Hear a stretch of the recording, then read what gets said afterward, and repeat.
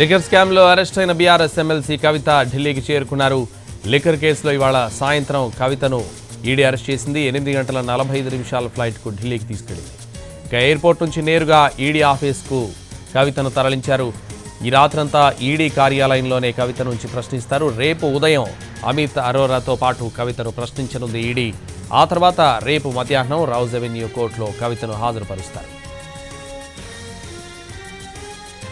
ఇవాళ కోర్టులో హాజరుపరిచిన తర్వాత లిక్కర్ కేసులో కవితను విచారించేందుకు కస్టడీ కోరనుంది ఈడీ.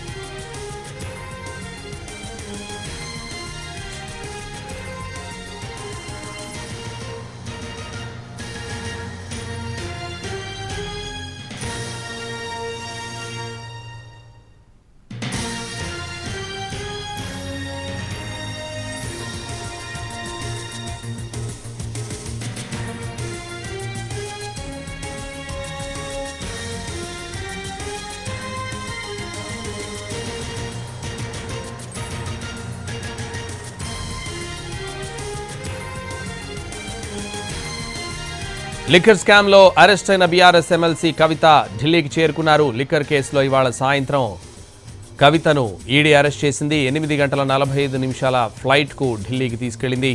ఇక ఎయిర్పోర్ట్ నుంచి నేరుగా మరో రూట్ నుంచి ఈడీ ఆఫీస్ కు కవితను తీసుకెళ్లారు ఈడీ అధికారులు.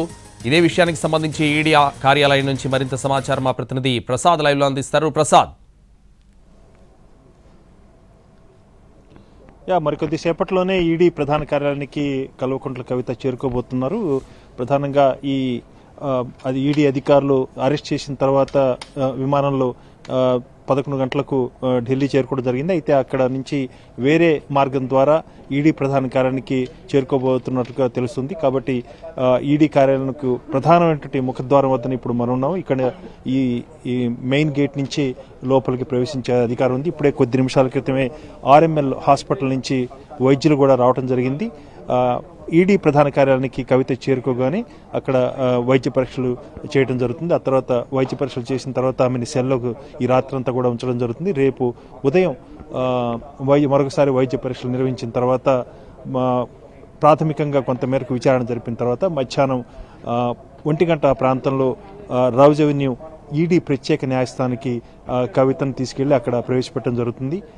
కస్టడీకి కోరేందుకు ఈడీ అధికారులు ప్రయత్నం చేస్తున్నారు.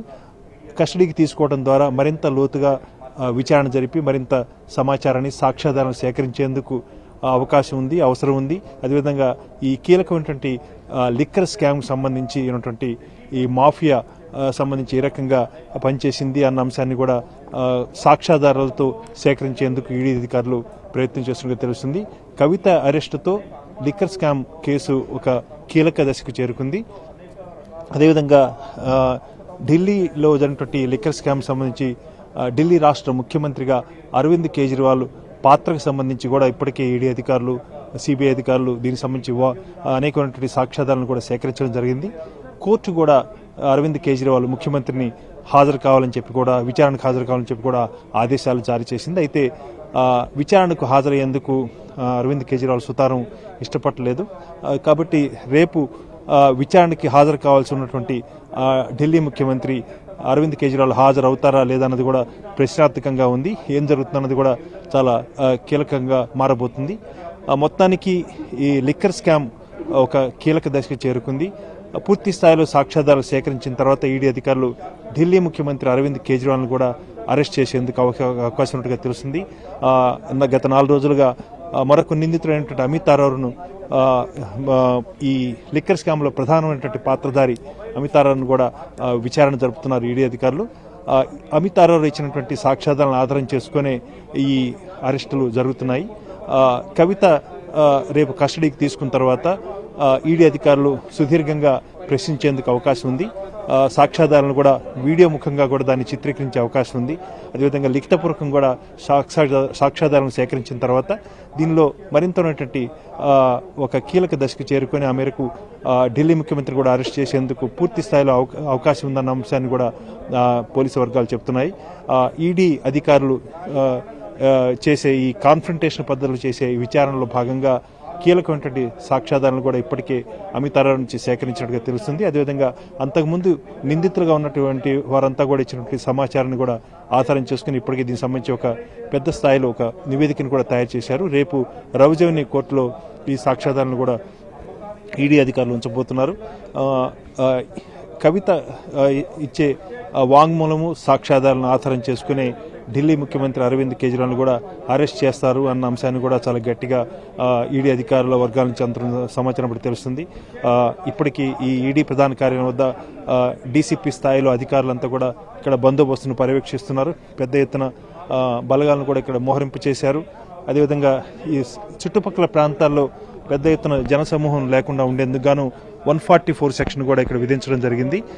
మరికొద్దిసేపట్లోనే కల్వకుంట్ల కవిత లిక్కర్ స్కామ్, అదేవిధంగా సౌత్ లాబీ చెందినటువంటి గ్రూపులో కీలకమైనటువంటి పాత్రను నిర్వహించారని చెప్పి ఆరోపణలు ఎదుర్కొన్నటువంటి కల్వకుంట్ల కవిత మరికొద్దిసేపట్లోనే ఈ ఈడీ ప్రధాన కార్యాలయానికి చేరుకోబోతున్నారు. ఈ కార్యాలయం చేరుకున్న తర్వాత వెంటనే వైద్య పరీక్షలు నిర్వహిస్తారు. వైద్య పరీక్షలు నిర్వహించిన తర్వాత ఈరోజు రాత్రికి ఈ ఈడీ ప్రధాన కార్యాలయంలో ఉన్నటువంటి ఒక సెల్లో, ప్రత్యేక సెల్లో ఆమెను ఉంచడం జరుగుతుంది. ప్రధానంగా ఈరోజు కవిత ఒక పిటిషన్ దాఖలు చేయడం జరిగింది సుప్రీంకోర్టులో. ఈ పిటిషన్లో సాయంత్రం అంటే సూర్యాస్తం అయిన తర్వాత నిందితులు లేకపోతే ఆరోపణలు ఎదుర్కొంటున్నటువంటి ఎవరిని కూడా విచారణకు ఈడీ కార్యాలయం వద్ద ఉంచడానికి లేదు. ఈడీ అధికారుల వారి అధీనంలో ఉంచేందుకు అవకాశం లేదు. అదేవిధంగా ఒక మహిళను వచ్చినట్లయితే ఖచ్చితంగా ఆ నివాసానికి వెళ్లి విచారణ జరపాలన్న ఒక అంశాన్ని ఆధారం చేసుకుని పిటిషన్ దాఖలు చేయడం జరిగింది. అయితే దీనికి సంబంధించి ఈడీ అధికారులు ఈరోజు సుప్రీంకోర్టు ధర్మాసనం ఈ కేసు పిటిషన్ కవిత వేసినటువంటి పిటిషన్ను వాయిదా వేశారు వచ్చే మంగళవారానికి. వచ్చే మంగళవారం నాడు చేసే విచారణలో ఏ రకంగా సుప్రీంకోర్టు నిర్ణయం తీసుకుంటుంది. అదేవిధంగా కవిత తరఫున న్యాయవాదులు కూడా అంతకుముందు విచారణలో భాగంగా సుప్రీంకోర్టుకు ఒక అండర్టేకింగ్ కూడా ఇవ్వడం జరిగింది. తదుపరి సుప్రీంకోర్టు ధర్మాసనం విచారణ జరిపి నిర్ణయం తీసుకునేంత వరకు కూడా కవితను ఏమాత్రం కూడా కోహెర్సివ్ స్టెప్స్ ద్వారా అదుపులోకి తీసుకోము, అధీనంలోకి తీసుకోము, అరెస్ట్ చేయమని చెప్పి ఒక అండర్టేకింగ్ ఈడీ తరఫున ప్రభుత్వ న్యాయవాది అంటే అడిషనల్ సొలిసిటర్ జనరల్ ఒక అండర్టేకింగ్ లిఖితపూర్వకంగా కూడా హామీ ఇవ్వటం జరిగింది. ఈ హామీ సుప్రీంకోర్టు తదుపరి నిర్ణయం తీసుకునేంత వరకు కూడా అమల్లో ఉంటుంది అన్న అంశాన్ని కవిత తరఫు న్యాయవాది గట్టిగా వాదిస్తున్నారు. ఇదే అంశాన్ని రేపు రౌజవెన్యూ కోర్టు ముందు కూడా ఉంచేందుకు ప్రయత్నం చేస్తున్నట్టుగా తెలుస్తుంది. అదేవిధంగా సుప్రీంకోర్టు ధర్మాసనం ముందు కూడా ఈ వాదనలు వినిపించేందుకు సిద్ధపడుతున్నారు. ఈ అరెస్టు అక్రమం, అదేవిధంగా రాజ్యాంగ విరుద్ధము, చట్ట వ్యతిరేకం అన్న అంశాన్ని కవిత తరఫు న్యాయవాదులు గట్టిగా వాదించేందుకు ప్రయత్నం చేస్తున్నారు. కాబట్టి చూడాలి ఏం జరగబోతుందో. వచ్చే 2-3 రోజుల్లో మంగళవారం సుప్రీంకోర్టు కేసు విచారణతో సహా రేపు రౌజవెన్యూ కోర్టులో కూడా ఈడీ అధికారులు ఎలాంటి వాదనలు వినిపించబోతున్నారన్న అంశం కూడా చాలా కీలకం కాబోతుంది. ప్రసాద్, ఇప్పటికే ఈడీ కార్యాలయానికి వైద్య బృందం కూడా చేరుకున్నట్టు తెలుస్తోంది. అయితే ఈ రాత్రికే వైద్య పరీక్షలు చేస్తారా, లేకపోతే ఉదయం వైద్య పరీక్షలు చేసే అవకాశాలు ఉన్నాయా? లేదు, రాగానే ఖచ్చితంగా వైద్య పరీక్షలు నిర్వహించడం జరుగుతుంది. కారణం ఒక నిందితురాలుగా ఆరోపణలు ఎదుర్కొంటున్న ఎవరినైనా సరే పోలీసులు కానీ లేకపోతే ఇతర ఈడీ, సిబిఐ అధికారుల అధీనంలోకి వచ్చినప్పుడు వైద్యుల చేత వైద్య పరీక్షలు నిర్వహించి దాన్ని నమోదు చేయడం జరుగుతుంది ముందస్తు జాగ్రత్తగా. ఎందుకంటే రాత్రిపూట సెల్లో ఉంటారు కాబట్టి, లాకప్లో ఉంటారు కాబట్టి వైద్య పరీక్షలు నిర్వహించి ఏదైనా అనారోగ్య పరిస్థితులు ఏదైనా ఉన్నట్లయితే వెంటనే హాస్పిటల్ కూడా చేర్చేందుకు కూడా అవకాశం ఉంది. కాబట్టి అలాంటి పరిస్థితులు ఏమైనా ఉన్నాయా లేదా అన్న అంశాన్ని పరిశీలించిన తర్వాత నిర్ణయం తీసుకొని ఈ ఈడీ ప్రధాన కార్యాలయంలోని సెల్లోనే ఉంచేందుకు అవకాశం ఉంది అన్న వైద్యులు నిర్ధారించిన తర్వాతనే ఈ ఈడీ ప్రధాన కార్యాలయంలో లాకప్లో ఉంచడం జరుగుతుంది. ఆ తర్వాత రేపు ఉదయం కూడా మరొకసారి వైద్య పరీక్షలు నిర్వహించిన తర్వాత ప్రాథమికంగా కొద్దిపాటి ఇంట్రాగేషన్ జరిగే అవకాశం ఉన్నట్టుగా తెలుస్తుంది. రేపు ప్రాథమిక విచారణ జరిగిన తర్వాత మధ్యాహ్నం 1 గంటకు ఈడీ ప్రత్యేక న్యాయస్థానం రౌజవెన్యూ కోర్టుకి తీసుకెళ్లి అక్కడ కస్టడీకి కోరేందుకు ఈడీ అధికారులు ప్రయత్నం చేస్తారు. ఆ మేరకు కస్టడీకి తీసుకున్న తర్వాత సుదీర్ఘంగా విచారణ జరిగేందుకు అవకాశం ఉంది. ప్రసాద్, అయితే కవిత పిఏ అశోక్ కౌశిక్ నుంచి కూడా కాస్త సమాచారం తీసుకున్నట్టుగా తెలుస్తోంది ఈడీ. దీనికి సంబంధించిన డీటెయిల్స్ ఏంటి? సంబంధిత ఈ కేసులో ఎవరైతే నిందితులుగా ఆరోపణలు ఎదుర్కొంటున్నారో వాళ్ళు సాక్షులుగా ఉన్నారు. అదేవిధంగా నిందితులుగా కూడా ఆరోపణలు ఎదుర్కొంటున్నారు. అదేవిధంగా నిందితులుగా ఆరోపణలు ఎదుర్కొంటున్న వారందరి చెందినటువంటి వ్యక్తులు, వారికి సహాయకులుగా ఉన్నటువంటి వారి సమాచారాన్ని కూడా ఇప్పటికే ఈడీ అధికారులు సేకరించారు. వారి వద్ద నుంచి కూడా సమాచారాన్ని సేకరించి సాక్ష్యాధారాలను పగడబందీగా నమోదు చేసుకునే ప్రయత్నం చేస్తున్నారు ఈడీ అధికారులు.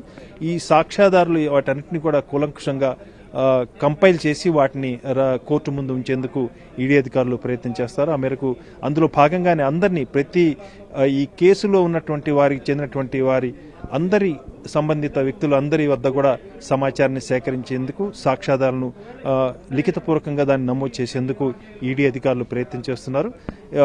ఈ మొత్తం కేసులో చాలా కీలకమైనటువంటి దశకు చేరుకుంది కవిత అరెస్టుతో. అదేవిధంగా ముఖ్యమంత్రి అరవింద్ కేజ్రీవాల్ రాష్ట్ర అధిపతిగా, రాష్ట్రాధినేతగా ఆయన పాత్రను కూడా ఇప్పటికే సాక్ష్యాధారాల రూపంలో ఈడీ అధికారులు నమోదు చేయడం జరిగింది. వాటిని కోర్టు కూడా రేపు హాజరు కావాలని చెప్పి కూడా ఢిల్లీ రాష్ట్ర ముఖ్యమంత్రి అరవింద్ కేజ్రీవాల్ను ఆదేశాలు జారీ చేయడం జరిగింది. అయితే కోర్టు కూడా హాజరేందుకు సుముఖంగా ఢిల్లీ రాష్ట్ర ముఖ్యమంత్రి అరవింద్ కేజ్రీవాల్ లేనట్టుగా తెలుస్తుంది. కాబట్టి చాలా కీలకమైనటువంటి ఒక పరిణామాలు చోటు చేసుకునే అవకాశం ఉంది. అరెస్ట్ని ఏ రకంగా కోహెర్సివ్ స్టెప్స్ ద్వారా కూడా అరవింద్ కేజ్రీవాల్ని అరెస్ట్ చేసే అవకాశం ఉందా, అదేవిధంగా రేపు సాక్ష్యాధారాలను సేకరించిన తర్వాత కవిత అరెస్టుతో కవిత ఇచ్చే వాంగ్మూలాన్ని కూడా ఆధారం చేసుకుని అరవింద్ కేజ్రీవాల్ను చుట్టూ కూడా గుచ్చు బిగిసేందుకు ఎక్కువ అవకాశం ఉన్నట్టుగా తెలుస్తుంది. కాబట్టి మొత్తం ఈ లిక్కర్ స్కామ్లో ఒక కీలకమైనటువంటి సాక్ష్యాధారాలను సేకరించినటువంటి ఈడీ అధికారులు మరిన్ని చర్యలకు కూడా ఉపక్రమించేందుకు అవకాశం ఉన్నట్టుగా తెలుస్తుంది. బహుశా రేపు ఢిల్లీ రాష్ట్ర ముఖ్యమంత్రి అరవింద్ కేజ్రీవాల్ కోర్టుకు హాజరు కానట్లయితే ఖచ్చితంగా ఆయన అరెస్ట్ వారెంట్ జారీ చేసేందుకు ఎక్కువ అవకాశాలు ఉన్నాయి. Right, thank you Prasad.